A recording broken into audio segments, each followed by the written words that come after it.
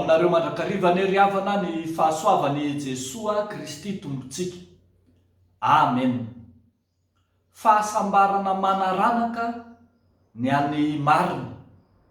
Fahasambarana manaranaka ny an'ny marina. Salamo 2:20 no mofinainantsika anio mampiseho an'izany lohahevitra izany indray hoe fahasambarana manaranaka ny an'ny marina.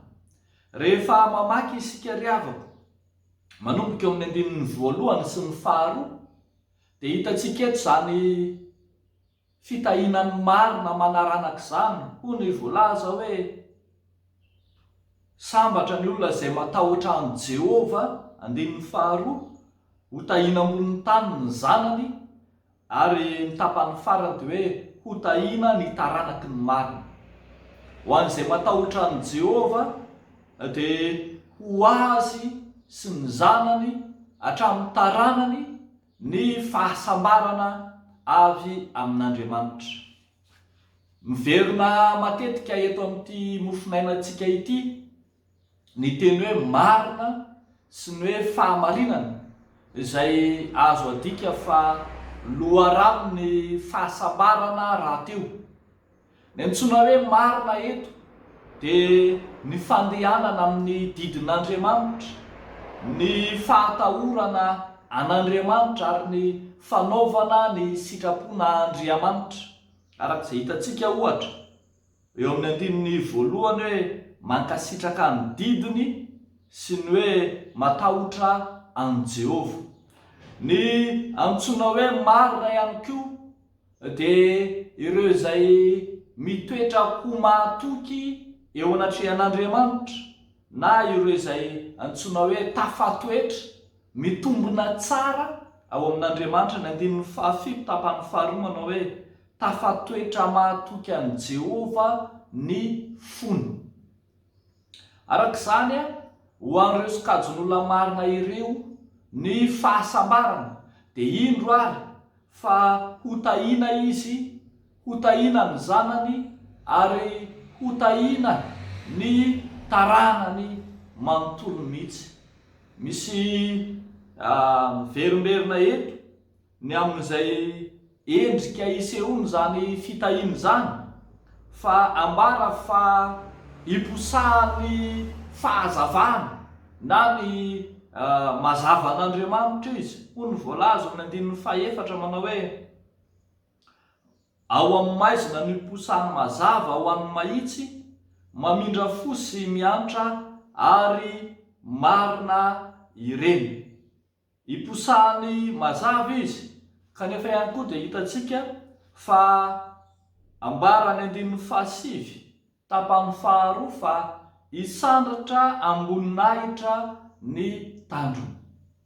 Ireo sokajin'olona izay tsy ho very mandeha, ireo sokajin'olona izay hamirapiratra mandrakariva amin'ny alehany rehetra no antsoina hoe marina. Eto dia hitantsika fa manasokatra ny tanany ho an'ny manodidina azy, mamafy ho an'ny malahelo izy, mitsinjo ireo sahirana izy, mihevitra ny hafa izy ka mampisambotra izany. Izany no fahamarinana araka ny sitrapon'Andriamanitra hitantsika eto. Vokany Andriamanitra kosa no mitsinjo ny hoaviny, ny fanahiny rehetra, ny manontolony ny amin'ny mandrakizay any mihitsy azy. Mifanohitra amin'izany kosa no hita raha toa ka tsy manana izany fahamarinana izany dia antson'ny soratra masina hoe ratsy fanahy, eny amin'ny 10 ka dia ho levona izy, ho foana izy satria mitoetra amin'ny faharatsipanahana. Ravako malala ho ny tompo, misy fitenenana malagasy izay haitsika tsara manao hoe ny tarana boanjo fotoboanemba. Tsy dia niteniteny foana ho azy ny malagasy raha ny teny an'izany. Tsy azontsika raisina ho an'ny ambolony koa anefa, fa misy ny farafakely ny fahamarinana izay mitoetra fa ny fahasambarana iainana ankehitriny dia nolovana tamin'ireo ray aman-dreny sy ireo tany aloha.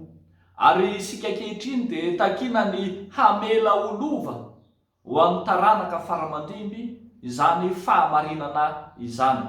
Koa izay ataontsika ankehitriny dia lova avela holovainy ireo zay taranaka, ary ihany koa ahafahan'izy ireo miaina ny fahasambarana amin'ny fotoanandro, hijinja fahasambarana ary handova fahasambarana noho ny amin'izay ataontsika ankehitriny.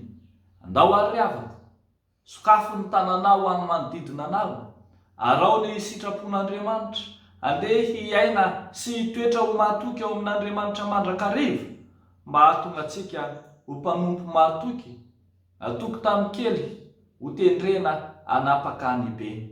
Tsonjovy Jesosy Kristy, ilay taranaka marina ka naneho ny fahamarinana ho fahazavana izao tontolo izao, ka isika mandrak'ankehitriny misitraka izany fahasambarana nomeny Jesosy Kristy izany.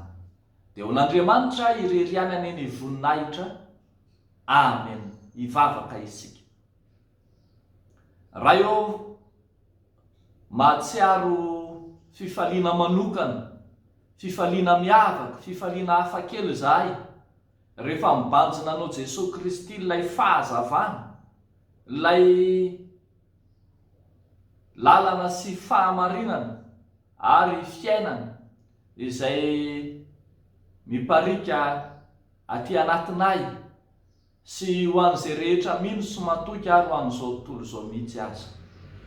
Von'izay tompo anaraka izany lalan'ny fahamarinana tolotra ho anay izany, ka dia midera sy mankalaza ary manome voninahitra anao. Fa mametraka eo ambany fahasoavanao ny fiainam-panomponay, ny fanoratenanay, ny amin'izay fahatokinay anao hitoetra ho mahatoky anao hatramin'ny fahafatesana, ka omenanay ny satroboninahitra ny fiainana. Amin'ny anaranao Jesosy Tompo, nanaovanay sy angatanay izany vavaka izany. Amen.